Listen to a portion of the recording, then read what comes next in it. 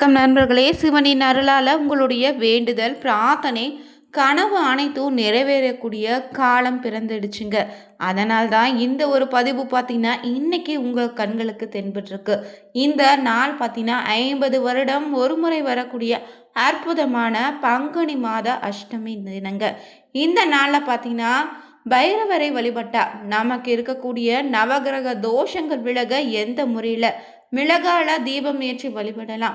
மேலும் இந்த நாளில் பைரவரை வழிபடுவதால் நமக்கு கிடைக்கக்கூடிய நற்பலன்கள் என்னன்னு தான் இந்த பதிவில் பார்த்து தெரிஞ்சுக்க போகிறோங்க. சிவனின் அம்சம் நிறைந்த பைரவரை வழிபட்டால் நிச்சயம் உங்கள் வாழ்க்கையில் இருக்கக்கூடிய அனைத்து விதமான பிரச்சனை விலகி நிச்சயம் வாழ்க்கையில் பார்த்தீங்கன்னா மகிழ்ச்சி சந்தோஷன்னு வீட்டில் பார்த்தீங்கன்னா ஒற்றுமை அனைத்தும் கிடைத்திட இந்த ஒரு நாளை தவற விடாதீங்க. பங்குனி அஷ்டமி தினத்தில் எந்த முறையில் வழிபடலான்னு தெரிஞ்சுக்கலாம். மேலும் நீங்கள் புதியவராக இருந்தீங்கன்னா மறக்காமல் பெல் இருக்க பைமே சேனலை சப்ஸ்கிரைப் பண்ணிவிட்டு கூடவே இருக்க பெல் பட்டனை கிளிக் பண்ணிக்கோங்க. தனிப்பட்ட முறையில் உங்கள் ஜாதக ரீதியாக பார்த்தீங்கன்னா இருக்கக்கூடிய பிரச்சனைக்கு சரியான ஒரு பரிகாரத்தை பெற்றுக்கொள்ள வீடியோவில் டிஸ்கிரிப்ஷனில் ஃபோன் நம்பர் கொடுத்துருக்கோம். அந்த நம்பருக்கு நீங்கள் கால் பண்ணி தெரிஞ்சுக்கலாம். வாங்க நண்பர்களே, வீடியோக்குள்ளே போகலாம். இந்த பைரவர் யாரும் இல்லைங்க, சிவபெருமானுடைய 64 வடிவங்களில் மகா ஞானியாகவும் ரௌத்திர தோற்றம் கொண்டவர் தாங்க இந்த பைரவர். சிவன் கோவில்களில் நீங்கள் பார்த்தீங்கன்னா அனைத்திலும் இருக்கக்கூடிய பைரவரே கோயிலில் காவல் தெய்வமாகவும் இருக்கிறாரு. அஷ்டமி தினத்தில் பைரவ வழிபாடு பார்த்தீங்கன்னா இஷ்டமானதாக இருந்தாலும் தேய்பிரை அஷ்டமி தினத்தில் பைரவருக்கு செவ்வரளி மாலை சூட்டி எலுமிச்சை மாலையும் வடை மாலை சாத்தி வழிபாடுகளோ பூஜைகளோ செய்து மிளகு சாதமோ தயிர் சாதமோ நெய்வேத்தியம் படைத்து வழிபட வேண்டிய வரங்கள் அனைத்தும் கிடைக்குங்க. அதே போல் இந்த பங்குனி மாதம் அமைந்த அஷ்டமி தினத்தில் அதுவும் வளர்பிற அஷ்டமி அன்று நீங்கள் வழிபட்டிங்கன்னா நவகிரக தோஷங்கள் நிச்சயம் அனைத்து விலகிடுங்க. சனீஸ்வரன் தாங்க குருவாகவும் காலத்தை கட்டுப்படுத்தக்கூடிய தேவனாகவும் இருக்கிறாரு. 12 ராசிகளையும் அஷ்டதிக்குகள் பஞ்சபூதங்கள் நவகிரகங்கள்னு அனைத்தையும் கண்காணித்து இருக்கக்கூடிய ஒரு தெய்வங்க. இந்த நிலையில இந்த பைரவருக்கு இந்த நாளில் மிளக தீபம் ஏற்றி வணங்கிட உங்களுக்கு இருக்கக்கூடிய தீராத நாள்பட்ட அனைத்து விதமான நோய்களும் நிச்சயம் தீருங்க. அவரை வணங்குவதால வேறு என்னென்ன நன்மைகள் இந்த நாளில் உங்களுக்கு உண்டுன்னு பார்த்தீங்கன்னா, கால பைரவரை இந்த அஷ்டமி தினத்தில் வழிபடுவதால பார்த்தீங்கன்னா அஷ்டமிகளை அஷ்டலட்சுமிகளும் வழிபடுவதால் உங்களுக்கு எல்லாவித நன்மைகளும் இந்த நாளை நிச்சயம் வந்து சேருங்க. இந்த நாளில் கோயிலில் பார்த்தீங்கன்னா இருக்கக்கூடிய கால பைரவருக்கு தீராத நோய்கள் பலவற்றை தீர்க்கக்கூடிய வல்லமை கொண்டவராக இருப்பதால் இந்த நாளில் பைரவருக்கு 9 வாரம் தொடர்ந்து பார்த்தீங்கன்னா மிளகு தீபம் ஏற்றி வழிபட்டு வந்தாலே சர்வ வியாதியும் குணமாகிடுங்க. அதே போல் அஷ்டமி தினத்தில் இக்கால பைரவருக்கு விபூதி அலங்காரம் செய்து வழிபட்டா குழந்தை பாக்கியம் உண்டு. மேலும் 5 அஷ்டமி தினங்களில் தொடர்ந்து பைரவருக்கு நீங்கள் மாதுளம் பழச்சாற்றினால் அபிஷேகம் செய்தால் திருமண தடை நீங்கி விரைவில் திருமணம் கைகூடும். அதே போல் கால பைரவருக்கு சத்ரு சம்ஹார ஹோமம் செய்து வழிபட்டிங்கன்னா தீவினைகள் உள்ளிட்ட அனைத்து விதமான தோஷங்களும் நிச்சயம் நீங்கும். மேலும் இந்த நாளில் அஷ்டமி திதி பௌர்ணமி தவிர வெள்ளி செவ்வாய்க்கிழமை பைரவரை வணங்கி வந்தீங்கன்னா சகல சம்பத்தும் பொன்பொருளும் நிச்சயம் உங்கள் வாழ்க்கையில் உண்டாகிடுங்க. மேலும் இந்த நாளில் பார்த்தீங்கன்னா பைரவருக்கு மிளகு தீபம் ஏற்றினால் கிரக தோஷம் தீருன்னு சொல்லியிருக்கோம். எந்த முறையில் தீபம் ஏற்றலான்னு தெரிஞ்சுக்கலாங்க. மேலும் பார்த்தீங்கன்னா உங்களுக்கு இருக்கக்கூடிய கழுத்தை நெரிக்கக்கூடிய கடன் தொல்லையிலிருந்து மீண்டு வர வேண்டி நினைச்சிங்கன்னா பைரவருக்கு இந்த மிளகு தீபத்தை ஏற்றி வழிபடுங்க. கடன்கள் தீர நம்ம பொதுவாகவே வழிபட வேண்டிய முக்கியமான தெய்வம் 2 பேருங்க. ஒன்று முருகப்பெருமான், இன்னொன்று பைரவருக்கு. இந்த பைரவருக்கு உகந்த அஷ்டமி தினத்தில் கடன் சுமை படிப்படியாக குறைய இந்த ஒரு தீபம் உங்களுக்கு சிறப்பான ஒரு பலனை தருமுங்க. இந்த நாளை இந்த ஒரு தீபம் ஏற்றும் போது பல மடங்கு பலன் நிச்சயம் உண்டு. இந்த தீபம் எப்போது எப்படி ஏற்றலான்னு தெரிஞ்சுக்கலாங்க. இந்த தீபம் ஏற்றக்கூடிய வேளையில் அஷ்டமி திதி அமைந்திருப்பது ரொம்பவே சிறப்பாக அமைய போகுது. இன்று மாலை 5 மணிக்கு தொடங்கி நாளை மாலை 3 மணி இந்த அஷ்டமி முடிவடையுதுங்க.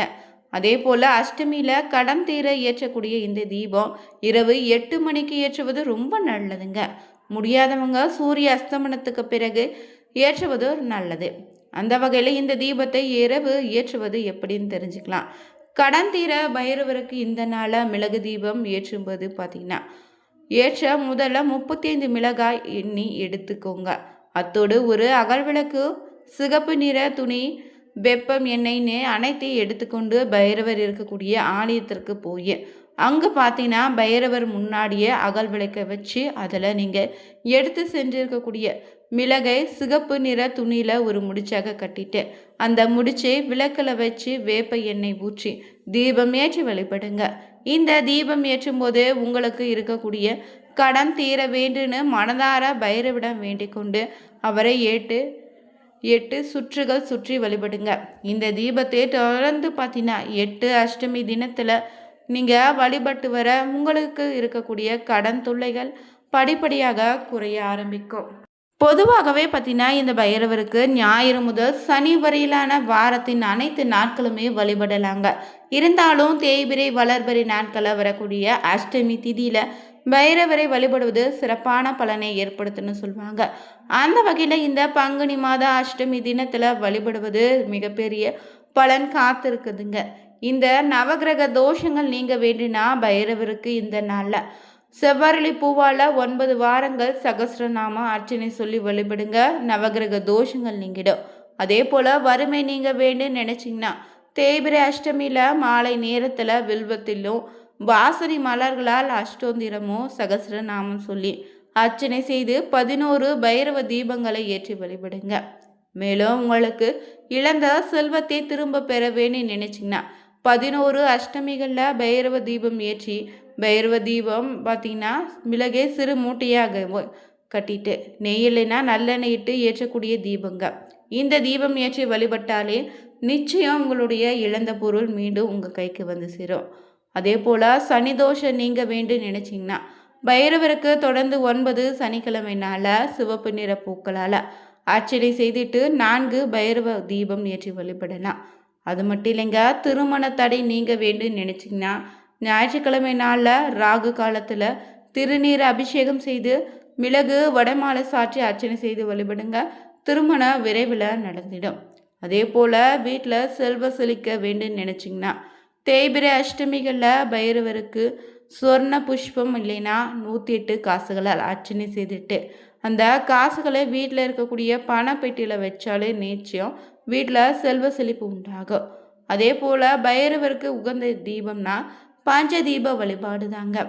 கால பைரவர் தாங்க பஞ்சபூதங்களையும் அடக்கி ஆள்வதால் இவருக்கு கோவிலில் பஞ்சதீப எண்ணெய் ஊற்றி விளக்கு ஏற்றி வழிபட்டால் சிறப்பான பலன் உண்டுங்க.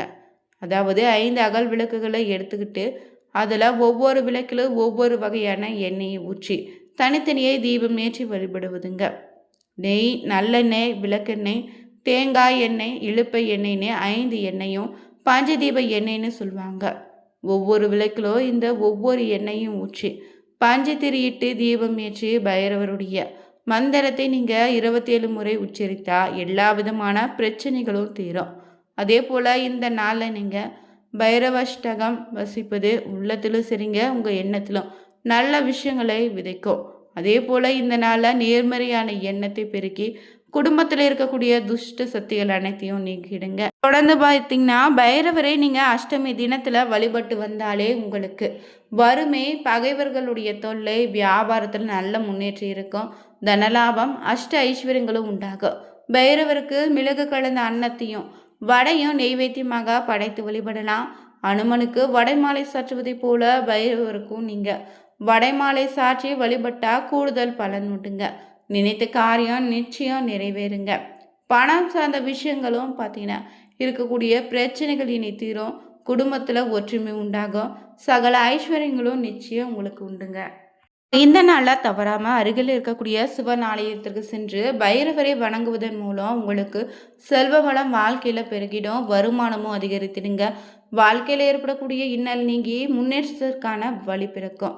இந்த நாளில் தவறாமல் பார்த்தீங்கன்னா அஷ்டமி தினத்தில் பைரவருக்கு பார்த்தீங்கன்னா மிளகு தீபம் ஏற்றி வழிபடுங்க.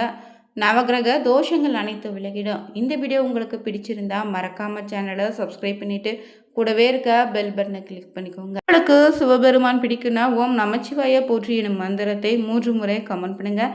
சேனலை சப்ஸ்கிரைப் பண்ணிக்கோங்க. அனைவருக்கும் நன்றி நண்பர்களே.